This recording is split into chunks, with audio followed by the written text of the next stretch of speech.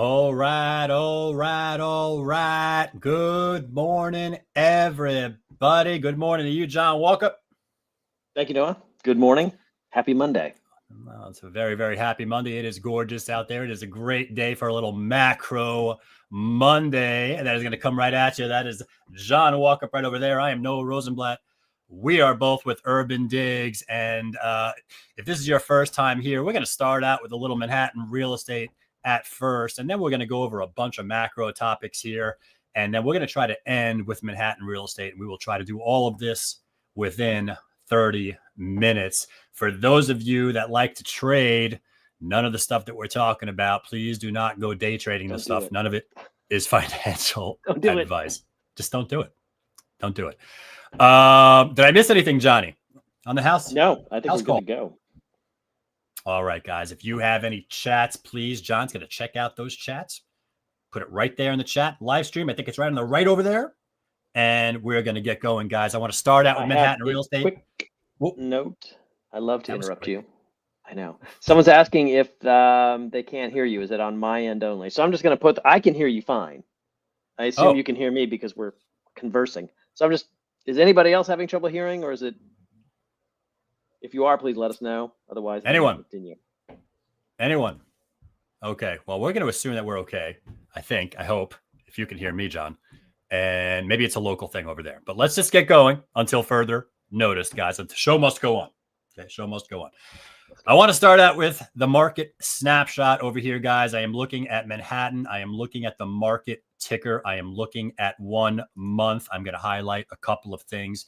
All right, supply, we are at 1,027. Okay, 1,027. So that is from June 21st up to yesterday. Okay, 1,027.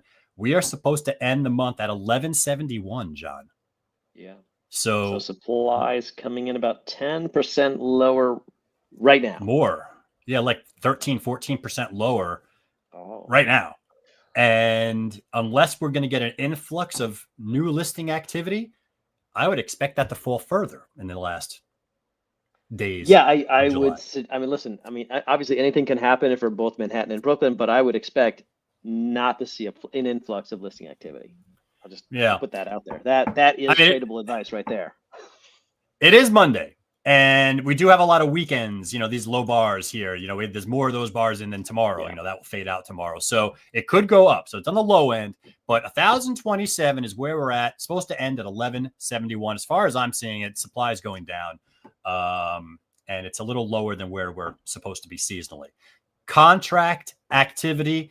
This is kind of, I think, validating what a lot of people are saying and feeling out there. We're at 858 in the last 30 days. It's not a great number. We're supposed to be at 917 for this month. We're down. Supply is down more than contract signs. That's about 6-ish% or so. So in that sense, demand is doing slightly better than supply, but honestly, they're both down. And I can't tell if contract volume is down because supply is down, there's just nothing to shop for, or contracts down because it's the summer, or contracts down because there's something going on. But either way, I do take a little bit of solace in the fact that contract signs are doing slightly better than supply, even though both are sort of in the red. Yeah, you make a good point that supply is falling faster than contract activity, that they're both falling. And that is why this little pulse thing is going up a little bit, guys. It's not demand driven. It's not demand driven. This little pulse thing, sellers market up there, buyers market down there, neutral in the middle. It goes up either when demand goes up. Okay. That's not happening. It's going down, right? Or supply goes down. That's an upwards push on this. So I just want you guys to understand why, so that in case you have this conversation, we're not misreading these charts. Good point, John. Okay. Any questions before we move on to macro? No, we are good to go. By the way, everyone wrote in and said, sounds good. We can hear you. So thank you very much. We appreciate the feedback. Okay. Check your local thing over there. 917 is our target right there. 1171 is our target right there, guys. This updates every single day. You can do it yourself. Now, let's shift to the macro portion of the program. And I want to start with credit spreads, guys. Credit spreads. This is our gauge of the credit risk that's out there in the world right now. And it's always moving. It's always moving. Either we're staying at the same spot we were last week, or it's a little better. It's a little better. If that was the case, this would go left. Okay. This little credit spread thing would go left, and this chart would go down. That's better. Okay. Or it could get worse, and this thing could go up, and this little index could go to the right. And when I take a look at this, guys, I could see the early April peak fear. And John, I just don't see it. I mean, we've come in and we're kind of like just meandering at this level right here. I don't see anything crazy going on with credit spreads. No, they're basically moving sideways. I mean, they were down. We had a little bit of a downtrend, then they went tick back up. But it's only when you zoom in to like the daily rate that you can actually see the change. If you zoom out and you're kind of looking, from a month view, a 3-month view, 6-month view, you don't really see it. And that's kind of, I think, what's happening here is they're just sort of oscillating in a very, very channel. So they're certainly nowhere near as low as they used to be. They're nowhere near as high as they used to be. They're just kind of in this normal-ish range right now. Yeah, and I feel like the normalist range, let me get rid of my old marks here. The normalist range that John's talking about is this level right around here, which is right around stage 2.1 and stage 1.6. This might go back and forth. I wouldn't read too much into it until it makes a further move. So you're looking for moves of 2 or more on this thing. But I mean, we were down here. We were up here. So we're kind of in this middle right now. And as far as I'm concerned, that's conducive for stocks and other risk assets to either be in a trading range or even inch higher and go to more record highs. Yeah, because you're not getting any flashing warning signs here saying, we're gonna add a little premium to these loans that we're charging. And this is actually going to come into play later when we start talking about mortgage rates and consumer borrowing costs. We'll reflect back on where we are now. Yeah, guys. All right. We look at this in case this goes up. That may be cause for concern. We saw it in April. We saw it in early April. Now you guys know what I'm talking about. Nothing here. So we'll keep an eye on this every week and see if that changes. Okay. Assuming no questions, let's pivot to rates. Pivot to rates. Let's go to rates. And to go to rates, we go to the CME Group Fed Watch. You guys could do this yourself. Okay. Updates all the time. Actually, updates throughout every minute. It updates. You believe that? And we're at the probabilities table. Okay. This is called the Fed Fund Futures. Future, as in it's looking at the future meeting date. Look at the left side here. See all those future dates? Okay. That is the Fed next meeting where they're going to make an interest rate decision. Okay. The next one's July 30th. We're quickly approaching it. Now, what you guys need to know is we are here. Okay. 95% chance that we're in the exact same column. We call that a pause. Okay. September, this is getting a little interesting. 56. We've been going with a cut in September for a while. We still have that cut, but you got 41% chance of no cut. Yeah. No, because I think that blue box was in the upper 60s. Now it's like in the mid 50s. So it's, we're starting to see some. Yeah, it's getting there. It's still sort of penciled in, and I wouldn't fight against it, but it's getting to be a lot more iffy than it was last week or certainly the week before. Yeah.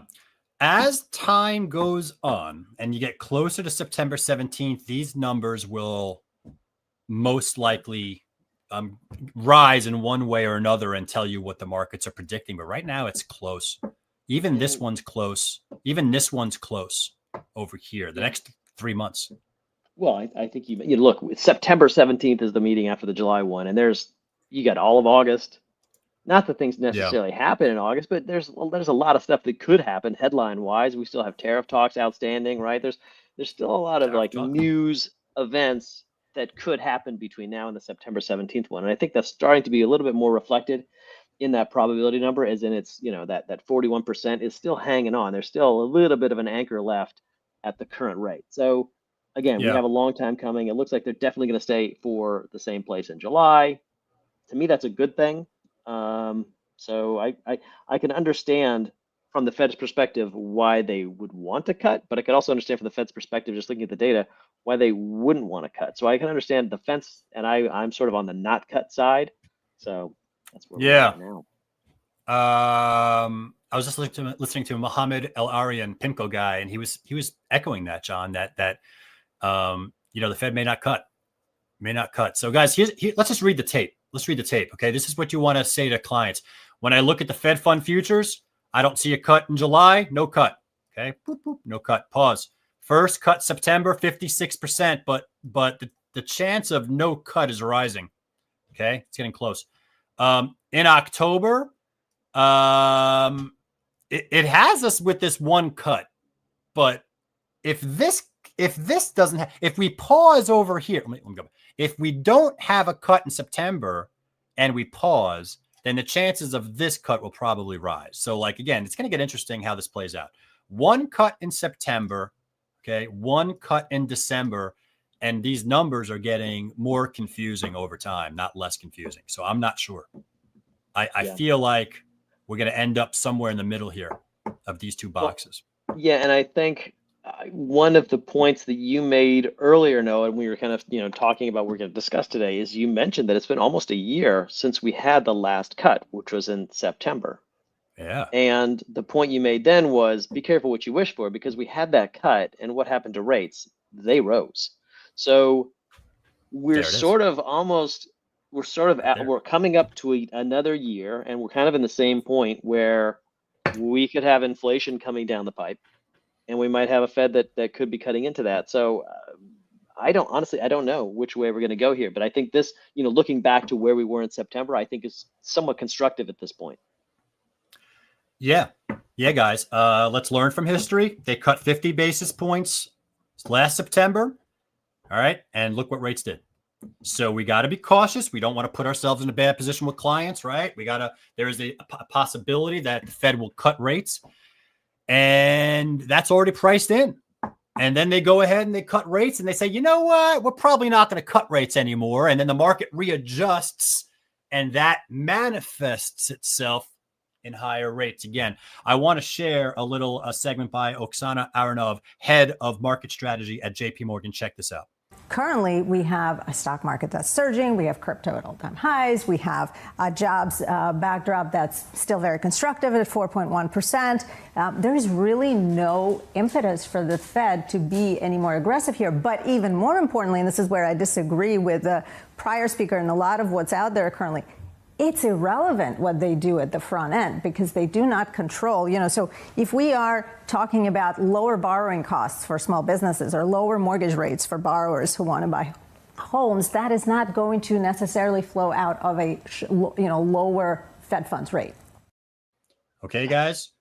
So let me just be totally honest. I had to listen. This is the third time I've listened to it. It's like I get a little bit more out of it each time, but the first time I found it a little bit confusing. So I'll make a quick translation. John. Basically, what she's saying is, she doesn't understand why the Fed would cut, given the job background, the unemployment background's looking good, and we have the inflation pressures on the way. So she also feels like even if the Fed does cut in September, like it's not going to lower rates because there's other things that go into the rates that small businesses, consumers, mortgages they use. That just because the Fed cuts rates, you could actually see costs increase. So that's a good quote.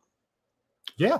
And that's what we're talking about here. I mean, she's a big one over at JP Morgan over there. You kind of listen when she says stuff like this. So guys, there's a possibility out there that this will happen. When I take a look at mortgage rates right now, take a look at the 30-year, we've kind of been stuck in the same channel for like almost 3 years now, pretty much 3 years. The Fed went in 2022 and hiked rates from very, very low all the way up, right?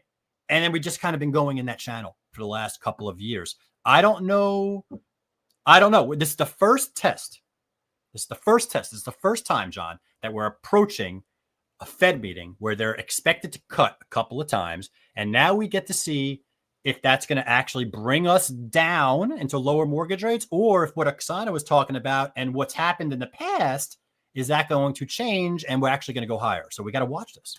Yeah, no, I mean, it would be great if we could simply watch this and sort of, sit on the sidelines and say, well, this is what the data says, let's see how the Fed deals with it. Almost kind of like a tennis match, like, oh, the serve is in, like, where's the return? Oh, it's a forehand, right? You can kind of watch that ball bounce back and forth. However, there's this sort of elephant in the room is and that's the chairmanship of Jerome Powell and his relationship with the president. And there's concerns that the president could try to fire Powell and what that would do. Love it. They're besties. They love each other.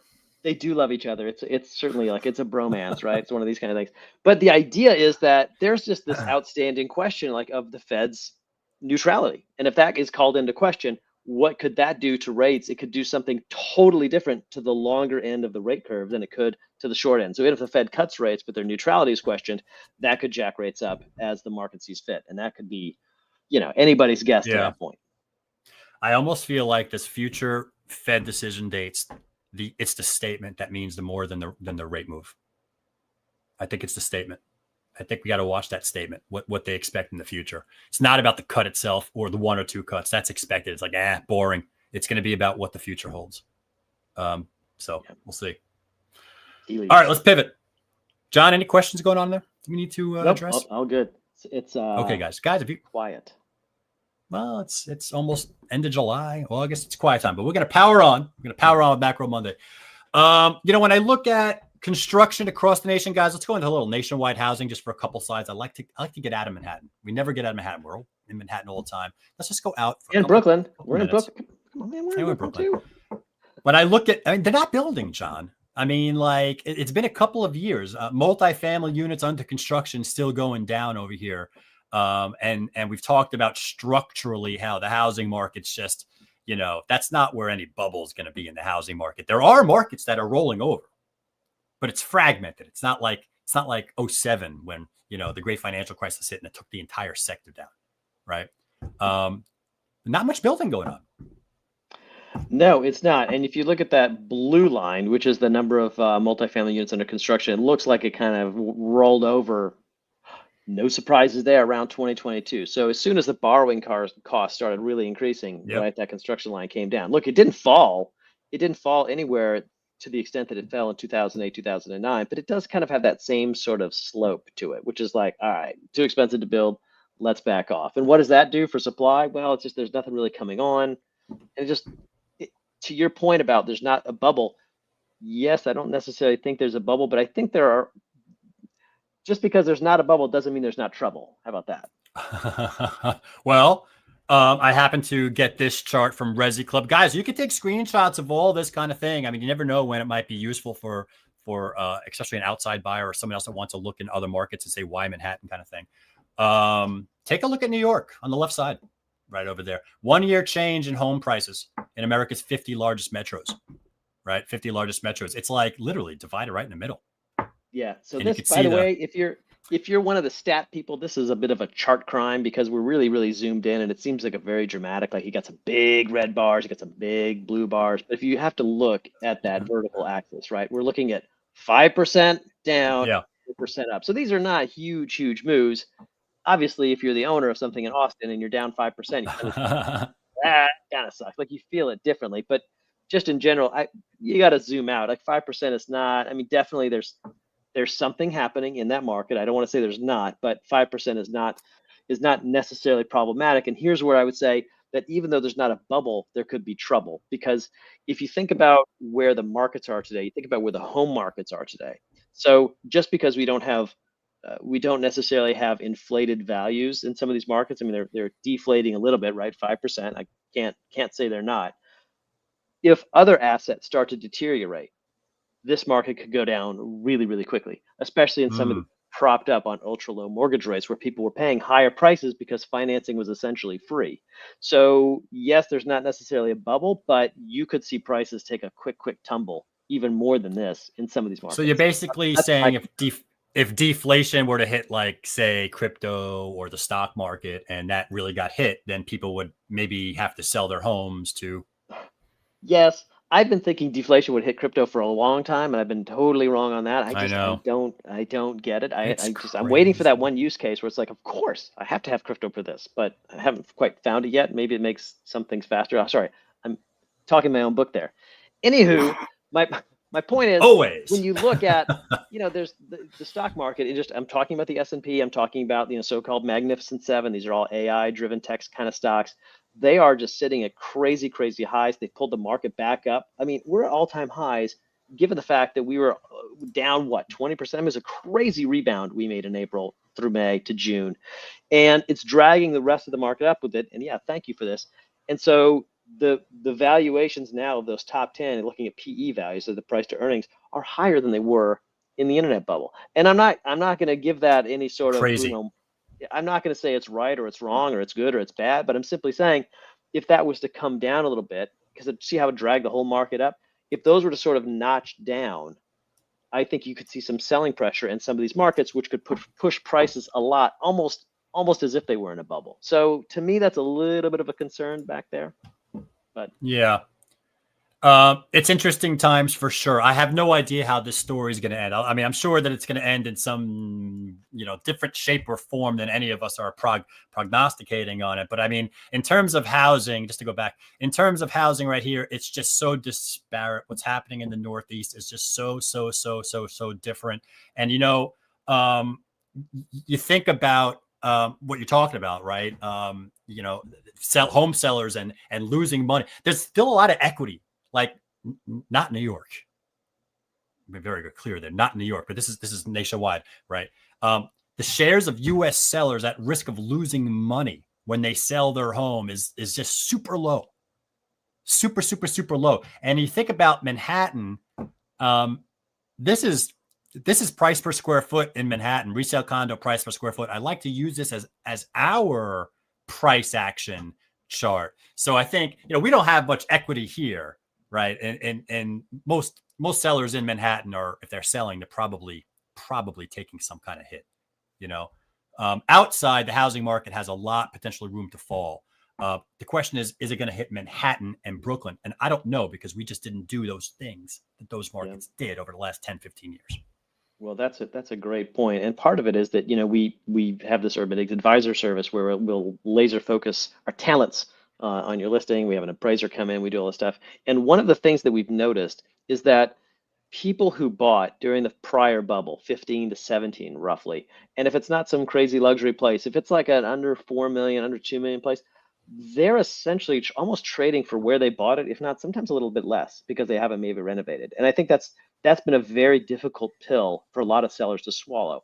So you have people who bought 18, 19, they're doing okay, but it's those people who bought right at the peak, 15, 16, 17 or so, and their ends like, it's not a new development, it's a condo, maybe it's a co-op, but they're just kind of sitting close to or maybe slightly below the price they paid, and they're asking a little bit more. They're trying to sort of cover that spread, and they're at the point where they might need a price cut, and it's really difficult for them to accept the fact that, oh my gosh, I've owned this home for almost 10 years and the value didn't go up. So that's been a very difficult market, because at the same time you see, right, the quarterly reports are saying prices have risen, right? The market's ticking back. And so yes, that happens to be the case. But again, it's to your point about the Northeast and the Southwestern markets, we're also seeing the same thing between the luxury and the non-luxury. And if you are a luxury market and you're not necessarily contingent on financing, you're doing a totally separate thing in the under 2 million market that's more dependent on financing. So that plus the time you buy, it all adds up to a very, very confusing market, which is why we're glad we're all here talking this out, because consumers need our help. And so this is good to know. Well, if you're going to have that conversation on time to buy, and you talk about that price action chart that I just showed you, please also show them the listing climate index, because for those of you that were doing business in 2015, in your head, you know that today's market is not anything like it was in 2015. And the price action chart is not going to display that. It's not going to show that. This chart, you could see where we are. Let me get rid of that. You could see where we are today, all the way down here in challenging. And you could see where 2014 and 2015 were pretty much well above that easy listing climate. So it's a very different world. Good point, John. Good point. All right, guys, we put you through enough charts. We've circled back down to the end, unless there's any questions that you guys want to talk about. Questions? Concerns? Well, I feel comments? bad because I missed one. Someone asked, is this based on sold/contract prices? And honestly, I'm just seeing this question now. It's from like 5 minutes ago, so I'm not sure what we were necessarily talking about. That's not bad. I got it. So you're talking about price per square foot, resale condo. This was the chart that I had up, was based on closed. Okay, right here, closed data. You can see that. If I change it to contract data, let's take a look at how that looks like. Got to let it load up. Okay, there you go. It's not crazy different. It's not crazy different. It's not, it almost shows it a little more modest. We're a little higher, 15, 13. But the general trend is the same. We are just coming off of like hitting kind of record highs in prices and sales in Manhattan. And this is not reflecting today. This is reflecting 3 or 4 months ago. This little rollover right here, this is starting to show probably where we were in April and I don't know, May. If you signed a contract in May and it's end of July, I mean, are you closed and ACRIS filed yet? I don't know. It's like right on that cusp. I mean, if you pay cash, maybe. So sometimes what you get the cash sales will influence this number, and then it starts to settle down as those closings file in. Yeah. This is signed contracts in April. That closed. We don't even have May. There you go. Answers the question. Yeah. Signed contract in April. I want to end, guys. John, you had a Forbes piece. The US dollar it's been going up lately, the last 7, 8, 9 days kind of thing. But since 2025, it's been just down, right? It's been on a downtrend. And you came up with these really interesting charts that basically, for any foreign buyer that's buying, I mean, it's just a little extra benefit kind of thing. There's a currency play because the US dollar has gone down so much. There might be an additional sale discount for foreign buyers. And we wonder to ourselves, is that causing a tick up in foreign buyers because of that? Yeah. And so basically what we did is we looked at the price per square foot, and it's basically, I mean, this is going from the second quarter of 2022 to the second quarter of 2025. And, the prices, if you're just looking at standard resale condo price per square foot for Manhattan and Brooklyn, it's flat, it's up a little bit. But when you change that into some various currencies, and these are mainly European currencies, they're down. So it's almost as if, if you're buying in Swiss francs, you're getting like a 15% price cut before you even start a negotiation. So even if the domestic market is not necessarily chomping at the bit during the summer, I mean, maybe there's some international buyers who might be interested in, scooping up a pied-à-terre. I know I'm always looking for one, Noah. So I'm sure you are too. Maybe we could share one. Yeah. Odd couple style. I don't see that happening. Pause for a little entertainment break. The reason I love this chart, John, is because if you guys have any foreign buyers out there and you have not had this conversation, it's a great conversation, especially if they're interested right now. And again, I don't know if there's that many of them out there, but we just thought that it might be something that might help. Yeah, and it's interesting because as of second quarter data, right, the prices in New York are Manhattan and Brooklyn are somewhat stable, even rising. And they're because the dollar has gone down faster than prices are rising, they're falling in foreign denominations. So Swiss franc, the pound, the Swedish crown, the euro. So these people are all seeing discounts, and they can actually come in, and they're actually, it's interesting time. If you are a European investor or a European consumer and you're looking for something, this could be, look, you could also do this for other currencies. I don't know offhand which ones might fit, but interesting nonetheless to think about where you might have some clients and how their currencies might be affected by recent moves in the dollar and how that might affect the value that they could find in the city. Yeah. And here's the chart for Brooklyn. Okay, guys, in case you guys are in Brooklyn or have foreigners in Brooklyn that are looking at it, take a screenshot of it. It's going to be in the Forbes article. Is that article out, John? It is out. I would share the link if I knew how to do that. But we're going to send an email. We always send an email out with the link, so we'll do that too. I don't know. You think this day and age we would figure this kind of stuff out one day? Technology makes everything easier. Don't worry.